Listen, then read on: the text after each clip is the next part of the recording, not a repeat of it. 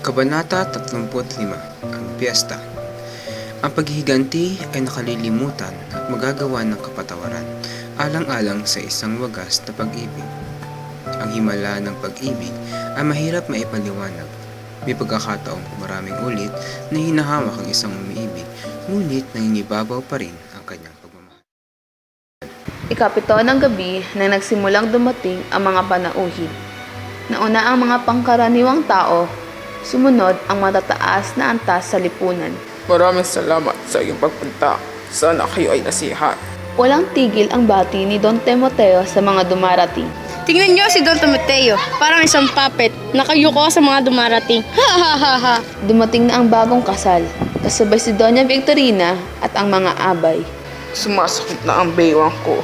Ngunit hindi ako maaaring umalis dahil hindi pa dumarating ang Kapitan General. Dumating na ang ilang Diyos-Diyosan tulad ni Padre Irene at Padre Salvi. Ano mo ang malaking kromong injik? Iyan ay napakamahal at inangkat pa sa Europa at walang mabibiling ganyan sa Maynila. Sa wakas, dumating na rin ang Kapitan General kasama ang kanyang may bahay. Formal ang anyo ng General, bagamat malaking kayamanan ang dadalhin sa pag-alis ay nalulungkot dahil iiwanan ang bayan na pinagharian ng 3 taon. Papalabo na ang mga Robinson. Samantala, si Basilio ay nasa tapat na ng bahay na pinagdarausan ng piging. Awang-awang mga tao na nasisiyahan at walang kamalay-malay sa nakapangilibot ng pangyayari. Nais kong iligtas ang mga taong walang kasalanan. Inisip niyang lumiham at ipagbigay sa may kapangyarihan. Ngunit nang makita si Padre Irene at Padre Salvi ay naglaho ang kanyang mabuting hangarin. Wala akong dapat ikabahala. Magbayad ang masasama kasama ng mabubuti. Ang tiwala ni Simon ay hindi dapat sirain. Si Simon ang pinagkakautangan niya ng malaking utang na loob. Nakita niyang dumating si Simon, dala-dala na ang lampara. Sandaling huminto si Simon na tila nag-aalinlangan. Pagkatapos ay taas noong pumanhik. Pakiwari ni Basilio ay sasabog na ang paligid. Nais kong iligtas ang walang kasalanan. Hindi pinapasok si Basilio dahil hindi akmang kanyang kasuotan at nang magpumilit siya ay pinagbanta ang tatawag ng sibil. Si Simon ay pumapanaog na at tila namumutla. Napansin niya ang pagmamadali ni Simon. May sindi na ang lampara. Sasabog na ang lampara at mamamatay na ang lahat. Sa eskolta bilis. Mabilis na lumayo si Basilio at natanaw niya si Sagani na nakatitig sa bukas na bintana. Makikita ang puting anyo ng dalagang ikinasal na nakahawak sa bisig ng asawa. Nilapitan niya ito ngunit tinignan lamang siya nito at ngumiti.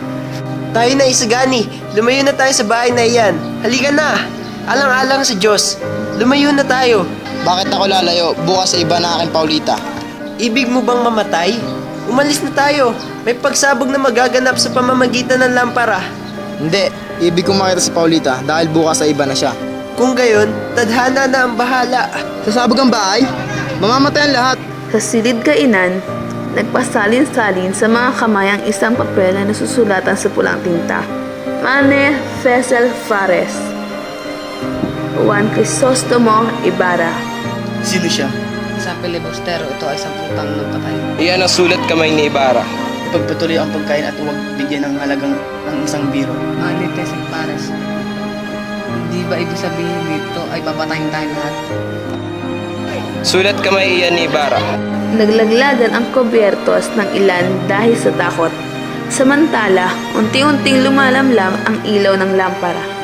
Padre Irene, maaari mo bang itaas ang huling mitsa? Isang anino ang mabilis na sinunggabat ang lampara at irinakbo sa ilog. Sabay na lumagapak sa ilog ang katawan at ng lampara. Magnanakaw! Magnanakaw! Ngunit ang anino ay nawala rin. Kabanata 36, ang kagipitan ni Benzaib. Ang katotohanan ay matutuklasan sa tapat na pagpapahayag.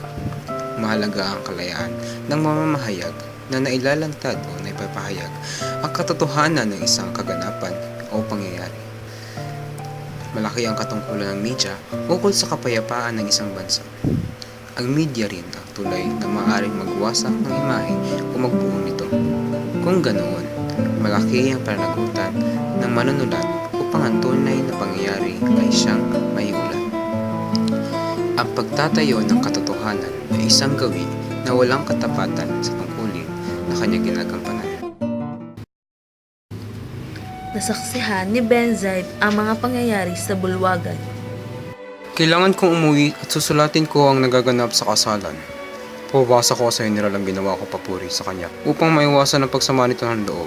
Sa kanyang pagsusulat ay tila gumagawa si Benzaib ng panibagong istorya. Sa kanyang pagkakasalaysay, ang general ay naging bayani. Ang pagsuot ni Padre Irene sa ilalim ng mesa ay dahil sa paghabol nito sa magnanakaw. Si Don Custodio naman ay nabanggit ang panukala na gumawa ng daan sa ilalim ng dagat at ang pagkahimatay ni Padre Salvi bunga ng pagdaramdam sa mga Indio na hindi sumunod ng kanyang mga parangal. Ang mga panauhin daw ay mahinahon na hinarap ang panganib. Ang magnanakaw ay natakot pagkakita sa mataas na antas ng lipunan. Binanggit niya ang hukumang militar at pagtatag ng isang estado de sitio, isang kautusan na makapipigil sa mga masasama at mga salarin. Ipinadala niya ang lathain ng mga mag-uumaga. Paikipagkita ako sa panugot. Bakit ipinagbawal ang sinulat kong salaysay? Ano na lang ang sasabihin kung mababalita na nanakawan ang mararangal na tao kung sino na lamang? Malalagay sa panganib ang bayan. Huwag na hanapin ang magnanakaw na lampara. Dumating ang isang balita na may isang bahay liwaliwan sa Ilog Pasig ang nanakawan ng mahigit 2,000 piso ng mga tulisan. Nasugatan daw ang kamay ng isang pari dahil ito raw ang ginamit sa pagtatanggol sa sarili, kasama ang 2 tulisan. Pero ito ay malayo sa katotohanan. Si Padre Camora, ang paring nasugatan, siya ay pinaparusahan ng provincial sa kasalanang nagawa sa Tiani, nasugatan sa kamay at noo dahil sa pagkakahandusay. 3 ang mga tulisan, may mga sandatang itak at nakatangay ng 50 piso. Nais kong palakihin ang mga pangyayari at ibig gawing marami ang mga tulisan. Hindi dapat ito baguhin. Natigil ang pagtalo dahil nahuli ang mga tulisan na tauhan ni Matanlawin. Kami sa Santa Mesa ng isang kastilang mataas, kaya manggi at maputi ang buhok. Ang utos daw ay galing sa kaibigan niya Kapitan General at tutulungan sila ng mga kawal. Bibigyan kami ng 1/4 bahagi ng kanilang mananakot. 10 putok ang hudyat ngunit hindi naman natuloy. Sinusumpa namin gagantihan ang Kastila na makalawa ng sumira sa usapan. Ang paglalarawan ay umangkop kay Simon dahil sa pagkawala ng mag-aalahas at pagkakatuklas ng mga sako, pulbura at punglo sa kanyang bahay. Naging makatotohanan ang mga pahayag ng mga magnanakaw. Kinahapunan, pumunta si Benzaib kay Don Custodio. Bumubuo ako ng isang panukala laban sa Kastilang mag-aalahas. Talaga nga ba? Paano ang mga briyante? Kung matatagpuan iyon sa kanya. Kabanata 37. Ang hiwaga. Ang pagsasabi ng papuri ay nakakadulot ng mabuting samahan, samantalang ang masakit na salita ay nagbubunga ng sama ng loob. Marami sa atin ang palakwento at mahilig makinig sa mga kwento. Ang pangyayari kapag napagsalin-salin sa bibig ng tao ay may dagdag bawas na. Tuloy, ito ang nagiging chismis na malimit na pinagmumulan ng alitan. Kumalat na ang balita tungkol sa naganap na kaguluhan. Naging paksa ang usapan sa tahanan ng mga Orenda sa Santa Cruz. Ang pamilya Orenda ay pag-aalahas ang hanap buhay. Naroroon din ang ilang kaibigan. Naghahatid ako ng hiko kaninang umaga sa bahay ni Don Tiburcio para sa manugang niyang bagong kasal. Sako-sakong pulbura ang nakita ko sa ilalim ng sahig. Upungan ilalim ng mesa at halos sa lahat ng dako. Salamat ay walang manggagawa ang naninigarilyo noon. Sino naman naglagay ng mga iyon? Malakas ang loob ni Kapitana Loleng kaysa sa magiging manugang na si Chikoy. Walang sino mang nakapagsabi. Sino bang nanggugulo sa piging? Ang taong yun ay maaaring kaaway ni Don Timoteo o karibal ni Juanito. Magtago ka sa gani, baka ikaw ay mapagbintangan. Hindi raw malaman ni Don Timoteo kung sino ang may kagagawan. Siya lamang at si Simon ang nangasiwa ng gawain. Pinatawag ni Don Timoteo ang mga sibil. Nagbilin at na ilihim ang lahat ng ito at ako'y pinalis na. Sus Mario Josep! Naroon pa naman sa piging ang lahat ng may utang sa akin. Sasabihin ko sa inyong lihim. Nakita ko ang kaibigan kong kawani ng pamahalaan at pinagtapat niya ang lihim na ibinalita ng kapwa kawani. Sa palagay niyo, sino ang naglagay ng sako ng pulburan? May kani-kanilang hinala ang mga naroroon. May nagsasabing ang Kapitan General, si Quiroga o si Macaraig. Ang mag-aalahas na si Simon. Nabigla ang lahat. Walang nakaimik. Si Simon ang binibilhan nila ng mamahaling bato. Si Simon ay magalang tumanggap sa magkapatid na Orenda. Hindi ba't nasa piging din si Simon? Ngunit, nagpaalam siyang kukunin ang kanyang regalo sa kasal. Si Sensya ay ang maganda at palabirong panganay ng mga Orenda. Nobyo naman ni Sensya si Moymoy na dumalo sa piging. Ba't kaibigan niya ang Kapitan General at kasosyo niya pa si Don Timoteo? Oo, naipagsosyo upang mapatay ang lahat ng Kastila. Ngayon, naniniwala na kayo kay Tia Tentay? Si Simon ang demonyong nakabili ng kaluluwa ng lahat ng mga Kastila. Pinaghanap raw si Simon ng mga Guardia Civil. Bigla itong naglaho at wala man lang bakas na naiwan.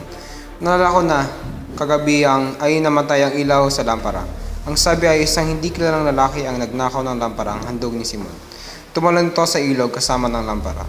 Minagsabi na ito isang Kastila, isang Incheko o Indio. Ang lampara raw ay pinagmulan ng pagsabog. Ang kumuha ng pag-aari ng iba ay kasalanan.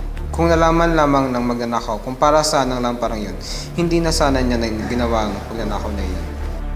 Nagpatuloy ang palitan ng kuro-kuro. Makalipas ang isang oras, nagpaalam na si Isagani. Uuwi na siya sa piling ng amain, si Padre Florentino, at hindi na muling babalik pa. Kabanata 38. Ang kasawian. Ang kabiguan ay isang hamon upang ipagpatuloy na makamit ang hinahangad na tagumpay. Sa kasalukuyan, patuloy pa rin ang iringan ng pamahalaan at ng mga rebelde sa ating bansa.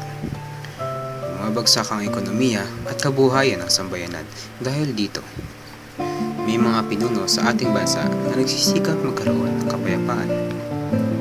Iba't ibang programa ang ginagawa upang maibsan ang suliranin. Hindi pa rin maiwasan ang kaguluhan dahil ang bawat isa ay may sari-saring pinaninindigan at naglalaban. Ang kilabot na pinuno ng mga tulisan, si Matanlawin, ang nanguna sa panggugulo sa Luzon. Lahat ng humahabol sa kanya ay kanya natatakasan. Isang katanghalian, may 6 o 7 kalalakihan ang nadakip nila'y ginapos hanggang abot siko. At kabit-kabit ang mga gapos na inilalakad. Walang sombrero at nakayapak pa. Ipinahihinto kapag ang mga kawal ay nagsisiinom. Napakatagal nyo naman. Isang paro dahil sa paghinto nyo. Mautang, hayaan mo nga na silang maglakad ng malaya. Mga tao rin sila tulad natin. Nahalatang baguhan ka, Carolino. Ano ang ginagawa niyo sa mga bihag sa digmaan? Lahat ng mabubuti. Hangal! Ginawa ko iyon upang sila ay lumaban o tumakas at nang sa gayon ay... Pum! Pakiusap, maaari ba na mamahinga sandali? Pare, dahil mapanganib ang lugar na ito. Isang palo para dyan, hangal na bilanggo. Sapo ang dibdib, namatay si Mautang. Isa pang putok na tumama sa hita ng kabo. Barilin ang lahat ng mga bilanggo. Carolino, ipakita mo ang galing sa patubla. Gawin mo na kung hindi ikaw puputukan ko. Nagsimula ng lumusob ang mga tulisan sa pag-aakala ng takbuhan ang mga kawal. Isang lalaki ang biglang sumulpot sa may bato na may hawak na sibat. Agad itong pinatputukan ng kawal at unting nalugmok sa bato. Nagpalinga-linga at nasa isip ang singaw ng taong binarilito. Ang tunay na pangalan ni Carolino ay Tano, anak ni Cabezon Tales. Ang kanyang nuno na si Tata Celo, na sa kadahila ng pipe, ay ipinahiwatig na lamang sa tingin ang mapanglaw na pamamaalam. Kabanata 39. Katapusan. Ang Diyos ang nakababatid ng tunay mong damdamin, naging ito ay wasto o lisya. Makatarungan ng Diyos, siya ang nakaalam ng lahat ng bagay na mangyayari pa lang. Ang anumang suliranin sa buhay dumarating, ay kakayanan nating batiin. Wika nga, hindi ibibigay sa atin kung hindi natin kaya. Darating ang panahon na ang ating ginagawang kabutihan ay may nakalaang gantimpala buhat sa dakilang lumikha. Sa isang malayong bahay bakasyunan, malapit sa baybay dagat, nakatira si Padre Florentino. Aalis na ako para makaiwas sa aking asawa at ako'y nakatanggap ng isang balita sa tinyente na may darakupin. Si Simon iyon. Napagpasyahan ko na maipanuluyan sa isang mangangahoy sa kagubatan. Paalam. Ang mag-aalahas ay dumating doon. Sugatan, pagod na pagod at basan ang kaba ng kayamanan. Pumasok ka, Ginoong Simon. Nais mo bang magpagamot sa doktor ng punong lalawigan? Ayaw kong mapagamot. Ayaw ko. Ano ang inumin ninyo? Diyos ko, Ginoong Simon, ano ang ginawa ninyo? Huli na ang lahat. Wala nang lunas. Anong inaasahan ninyong gagawin ko? Malapit ng ikawalo. Huhulihin ako, patay man o buhay. Buhay? Hindi. Patay, oo. Diyos ko! Huwag na kayong mabalisa. Walang dapat na makakuha ng aking lihim. Ipagkakatiwala ko sa inyo ang lahat sa akin. Tulutan ninyong umaalis ang isang pasanin at maliwanagan ang isang pag-aanilangan. Totoo bang may Diyos? Mayroon akong panglunas. Wala na mangyayari. Huwag na kayong maghaksaya ng panahon. Baka mamatay pa ako na dala-dala ang dalahin sa libingan. Ako ay mananalangin. Diyos ko. Umuwi ako mula Europa, punong-puno ng pag-asa at pangarap. Magpapakasal sa aking dalagang iniibig. Pinatawad ko ang aking lahat na nagkasala sa akin. Ako ay handang gumawa ng mabuti, ngunit hindi nangyari. Hindi tumigil ang mga taong kaaway ko. Ang kaaway ay gumawa ng aking kapapahamak hanggang nawalan ako ng pangalan, karangalan, kayamanan, pag-ibig at kinabukasan. Nakaligtas ako sa kamatayan sa tulong ng aking isang kaibigan. Noon ako nakabuo ng sumpang paghihiganti. Ang kayamanang ibinaon ko sa gubat ay kinamit ko upang mga ibang bansa at doon ako nangalakal. Nakilahok ako sa digmaan sa Cuba at sa pagtulong sa magkabilang panig ay nakinabang sa bandang huli. Doon ko nakilala ang Kapitan General na nooy komandante pa lamang. Nakuha ko ang tiwala nito nang nangutang ito. Naging matalik kami magkaibigan at nagawa ko siyang maipadala dito. Inudyukan ko na gumawa ng kasamaan at walang katarungan ang kapitan. Sumayin niyo ang karapatan ng Diyos, Ginoong Simon. Batid niya ang inyong tiniis, ang inyong kaparusahan sa pagtatamo ng kamatayan mula sa taong inidyukan. Ang inyong balak ay sinira niya kahit na ang pinakamainam. Una, ang pagkamatay ni Maria Clara. Ikalawa, sa kalawang ingat at sa isang mahiwagang paraan. Purihin natin siya at tanggapin ang maluwag pahingang kalooban. Ibig ninyong sabihin kanyang kalooban ang bayang ito ay manatili sa kahabag-habag ng kalagayan. Walang nakakabatid sa kalooban ng Diyos.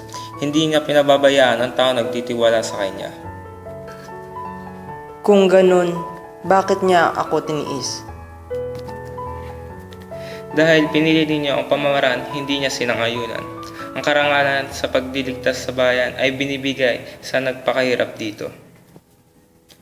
Tanging pag-ibig lamang ang nakakagawa ng kahanga-hanga. Tanging kabutihan ang nakapagdiligtas. Ang kalagayan ay hindi sa paggawa ng masama, pandaraya o sa pagbili ng katwiran. Ang kabutihan ay nangangahulugan ng ang kabaitan at pagpapasakit. Ang pagpapasakit ay nangangahulugan ng pag-ibig. Tinatanggap ko ang sinabi ninyo. Ako'y nagkamali, ngunit dahil pa rito ay pagkakaito ng Diyos ang bayang ng kalayaan. Gaano ang aking kasalanan kung ikumpara sa mga namamahala? Bakit hindi na lamang ako ang parusahan? Bakit niya hinayaang magtiis ang karapat-dapat? Kailangan magtiis muna upang lumaganap ang kanilang adhikain. Ang halimuyak ng bango ay sumasabog kung alugin ang lalagyan nito. Langit ang magpapasya, Ginoong Simon. Kaya nga inudyukan ko ang kasamaan at kulupitan. Pinalusob ninyo ang kabulukan na hindi nagbuhat at hikain. Sa pamalang walang budhi ay bagay ang mga mamayang magnanakaw at tulisan. Ano ang dapat gawin ngayon? Magtiis at gumawa! Magtiis at gumawa? Maaari po iyan sa hindi naghihirap. Gaano pang pagpapasakit ang hingin ng Diyos sa taong walang katiyakan ang kasalukuyan at kinabukasan? Hindi ninyo nakita ang iba't ibang anyo ng kahirapan, pagdurusa sa kasalanang hindi ginawa, pagpatay upang pagtakpan ang mataas. Anong Diyos iyan? Isang Diyos na matatag, Diyos na nagpaparusa sa mga kakulangan at nagkakalob ng ligaya sa nagsusumaki. Ang pagtitiis ay nagpapatibay ng kalooban at nagpapalakas ng kaluluwa. Hindi kailangan ng sandata. Kapag nakita ng Espanya na handa na tayong makipagtunggali sa karapatan, kusang ipagkakalaob ang kalayaan. May kahulugan ba ang pagsasarili? Ano ang kalaga ng pagsasarili kung ang inapi ngayon ay siyang mangapi bukas? Mas mainam na mabigo kung ang bayan ay hindi pa handa. Hindi na umimik ang may sakit. Nasaan ang mga kabataan? Kabataang handang ipagpasakit ang sarili, alang-alang lang sa bayan? Walang bahay dungis ang kailangang maging alay upang maging karapat-dapat ang handog. Nasaan kayo? Naghihintay kami sa inyo, mga kabataan. Lumapit ito sa bintana upang malasin ang karagatan. Nilapitan ng pari si Simon, ngunit hindi na kumikilos. Patawarin nawa ng Diyos ang mga taong naligaw ng landas. Kinuha ng pari ang maletang kinalalagyan ng kayamanan. Napagpasyahang pumanaog at nagtungo sa batong laging pinaroroonan ni Isagani. Nang masiguro ng pari na siya'y nag-iisa, inihagis niya sa dagat ang maleta ng buong lakas. Nawa itago ka ng kalikasan kasama ng kanyang mga korales at perlas. Diyos ang siyang mag-aatid sa iyo kung kailangan ka para sa dakilang layunin. Pansamantala, diyan ka muna sa pusod ng dagat habang wala pa sa takdang panahon. Nang sa gayon ay hindi mailihis ang katwiran at hindi makapag-udyok na makagawa ng kasamaan.